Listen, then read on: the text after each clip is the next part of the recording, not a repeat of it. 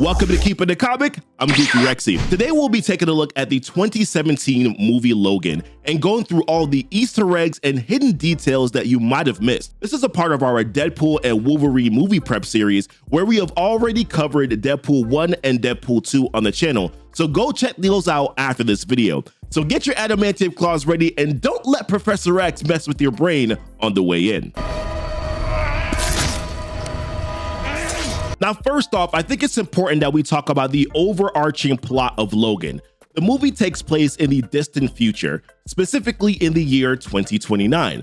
Most of the X-Men are gone. Yeah, I was pretty sad about that too. And what's even worse is that the mutants are no longer being born because of the chemicals put in their corn syrup by the Alkali Transigen Corporation, which is a scientific company that focuses on getting their hands on mutant blood samples, one of which was Wolverine's and several others, which led to the creation of Lara X-23, as we'll see later on in this movie. Now, worth mentioning is that the Alkali Transigen is a subsidiary of the Essex Corporation, which is a company founded by Nathaniel Essex, aka Mr. Sinister, who we recently saw in the X-Men 97 series and is rumored to be the villain for the live-action X-Men when that happens. Now, back to the corn syrup. It is used in everything, including cereals, drugs, a lot of the food that we eat, and most especially beer, which Wolverine apparently takes a lot of, so it's making him sick, slowing down his healing and causing the adamantium to poison him. In the opening shots of the movie Logan, he awakens from a drunken state on the inside of a limo, and he gets into a fight with a few members from a Mexican gang. But I want you to pay attention to the limo. On the big screen, you will find the word Hypno.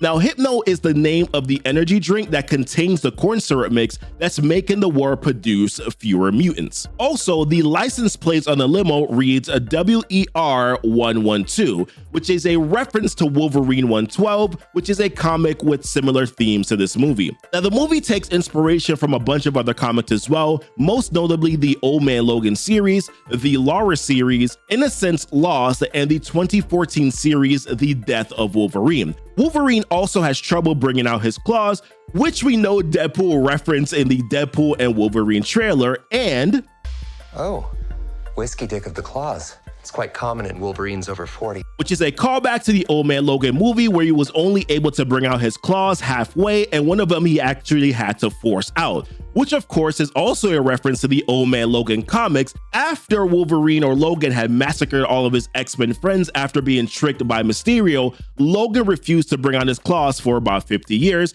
so no surprise that it would take him quite a while to be able to get those things going. Now, in the ensuing fight against the Mexican gang, Logan cuts off the hand of a guy with a shotgun, which is similar to the beginning of the first X-Men movie when Logan cuts the shotgun of a guy pointing it at him.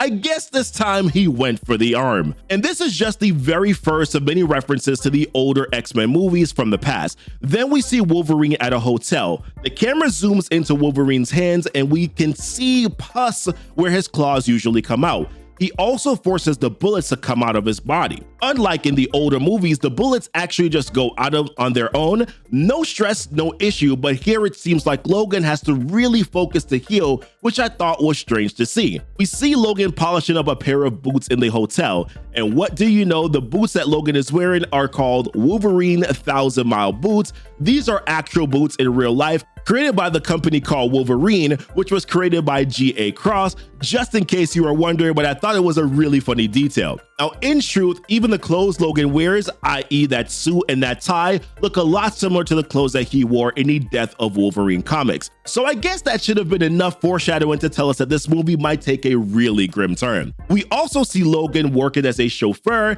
and the guys he carries past the Mexico border are shouting through the sunroof, and they're all drinking that same Hypno energy drink. And even later in the film, we see Lara taking the same drink in the supermarket, indicating that most of the population have been drinking the mutant stop drink and they don't even know it. These guys were also screaming, USA, USA, which I think ties into the narrative of Americans at the time with the whole border situation back in 2017.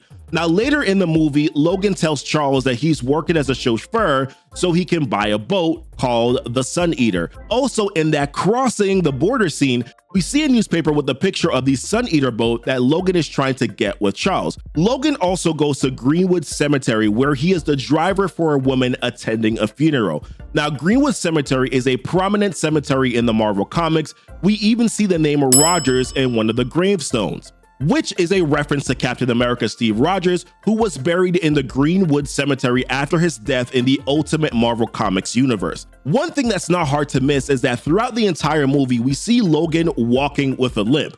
This is because a Yakuza shot him in the leg in the Wolverine movie, and since his body is no longer healing, the limp came back. Now, after Logan gets Charles's prescriptions, he runs into Pierce in his car. Now, Pierce is a notable villain of the X-Men, and he's the leader of a group of mercenaries called the Reavers, which he also leads in this movie.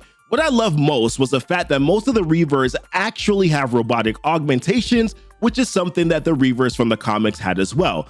Now, Pierce tells him that he is a fan of Wolverine, and he says he heard chatter about a bunch of bodies that were found with claw marks. He then stated that they could either be done by Freddy Krueger or a tiger, further stating that one of those names is a fictional character and the other extinct, which means tigers are extinct in this timeline, which I think is just a really sad thing. It's either that or tigers are fictional and Freddy Krueger was real in this universe. Listen, you pick. Now, when Logan visits Charles in Caliban, we see that Charles is in an abandoned water tank with the interior looking a lot like the inside of Cerebro.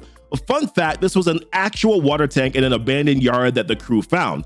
Also, when Logan meets up with Charles, Charles is seen reciting dialogue from Shakespeare's Julius Caesar, and if you don't know by now, Patrick Stewart is a bit of a theater geek. Charles also refers to the Statue of Liberty, and Logan says the Statue of Liberty was a long time ago. This is a callback to the first X-Men movie in the year 2000, where a prominent scene takes place in the Statue of Liberty. It's a nice homage to the film, and it highlights the fact that these actors have played the characters for about 17 years at that time, which is honestly just astonishing. Also, if you want to see more astonishing details, then be sure to subscribe to Keepin It Comic here, where we're constantly bringing out more videos from the comic-related media, and we're trying to get to 1,000 subscribers. So help us to reach our goal by clicking subscribe and hitting that notification bell so you never miss out on when we put out a new video. Also, leave a like as well. Now, in his room at the abandoned yard, we see Logan's katanas, which is a sword that Yoshida gave him in the Wolverine movie, and his dog tags that we saw in the X-Men Wolverine Origins movie. Now, in the motel where Wade meets Gabriella, we see a newspaper that says, "Lack of mutant birds stump researchers. Is there something in the water?" This indicates that there's a lot of unrest about the mutants not being born. We also see Laura holding a ball later on, and I realize that this is the same ball that Richter, that kid who is also an earthbender, uses in the video. Also, can we talk about Gabriella's video? I think that nurse might have majored in video editing because that video was so well edited with voiceovers, somber music, and just some really amazing shots. It's pretty crazy. Also, in the scene where Wolverine continues watching the video from the Alkali facility, we see a slide when Laura is harming herself and then watching it heal. This is something that Laura does in the Innocence Law series in the comics. This takes us to Laura's first fight scene against the Reavers. I think this was a moment where I started to feel the R-rated nature of the film. I mean, that girl sliced a guy's head off and threw it at him. Talk about badass, right? But I think what is most impressive about Laura is her leg claws, which many of you already know is comically accurate, and Charles says the mutation is due to her gender, similar to female predators who use their front legs for attack and hind legs for defense.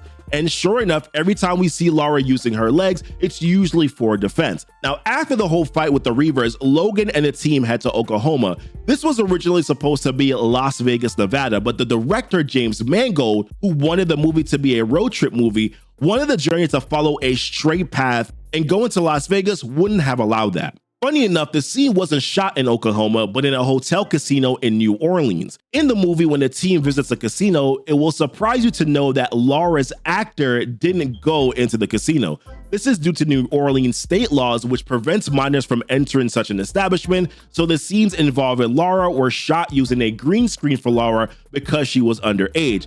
In addition to that, Laura's double, who was 18 at the time, was filmed in the casino for more footage. Now, later on, Laura and Charles are shown watching the movie Shane, which director James Mangold says was a big inspiration for the film, with the plot being about the main character helping a family defend their land, which is what Logan also did later on. At the end of the movie, Laura repeats the dialogue Shane spoke to little Joey. While the duo is watching Shane, we see Wolverine reading through the files from the Transigen.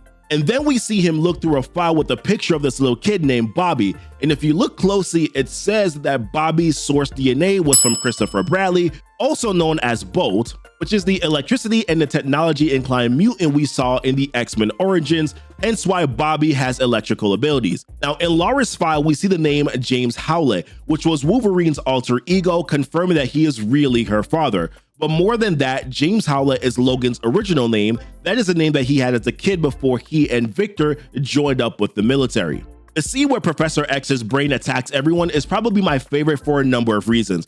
First off, we see Logan struggling to walk, and it is really convincing because he looks super restrained, and that's because two crewmen were holding onto him with ropes while he was doing this. There's also a funny gimmick I realized when Logan stabs all of the guards in the brain and they all keep standing. I think that scene is very funny because in reality, Logan had taken their lives and Charles's ability is only affecting their brains, not time. So when Logan passes his claws through their heads, they should have fallen to the floor. Instead, they keep standing, and when it was over, they did a choreographed fall, which I thought, once again, is kind of comical. Now, after that scene, when the group leaves the hospital, we hear on the radio that the incident at the hotel was similar to what happened in Westchester, where Professor X's brain unalived 600 people, including the members of the X-Men. Yes, the radio gets shut off before we could hear that part, but we all know that's probably what it meant. So Charles was responsible for unaliving 600 people. No wonder his brain, right, is a problem. Another amazing detail that I noticed is that after Charles kicks the bucket, Logan buries him next to a lake. This is a callback to when he told them that they were going to buy a boat and live the rest of their days in the water. Hence why when Logan is done burying him, he says, "It's got water." I thought that was probably one of the most touching scenes in the movie. I mean, you could tell that Logan was angry at himself and the world. This was a man who had sacrificed so much to save people, and all he got was a shallow grave at the side of the road. When Logan passes out from his injuries, Laura steals a car and takes him to a hospital. When Logan exits the hospital, he goes for the driver's seat, but Laura goes in first. And if you pay attention, she removes a bunch of bags from the driver's seat, meaning she had to stack bags on the seat just so that she could see over the steering. The power boosting drugs that Logan takes weren't necessarily named in the movie, but it is oddly reminiscent of the drug Banshee from the Ultimate Universe, which was made from Wolverine's blood. Something even cooler is the fact that in the 2014 comic, The Death of Wolverine, Logan was unalived after he lost his healing factor, and he was injected with the serum to keep him going. So it's amazing how well the movie kind of adapted a rendition of this. Logan also says he wanted to unalive himself a lot of times in the movie, and I think it's extremely poetic that he ends up being done in by his clone. Also, Wolverine's death was predicted by Yukio in the Wolverine movie. I see you on your back. There's blood everywhere. You're holding your own heart in your hand. The line where she says you're holding your heart in your hand is really interesting because when Logan passes on, he's holding Laura's hand. So once again, that was nice paying homage to a previous film. And speaking of predictions, Beast predicted that mutants will always run close to extinction in days of future past. He noted that time always has a way of correcting itself in the end, even if they change things.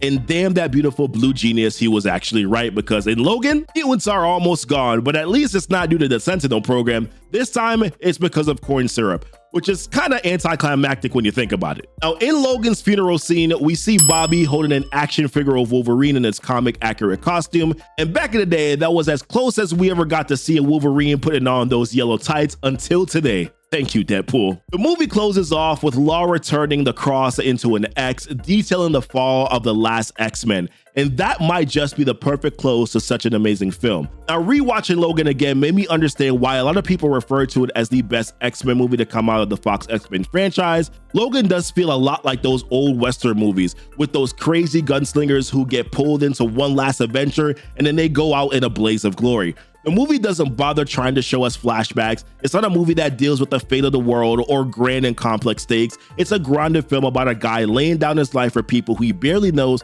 and a daughter he never knew that he had. So overall, a phenomenal movie. So that's about it for my breakdown of Logan. Let me know what you think about the movie in the comments below, because this was definitely a different breakdown from my Deadpool breakdown, which I think you should go and see right now, as well as my breakdown for Deadpool 2 as well.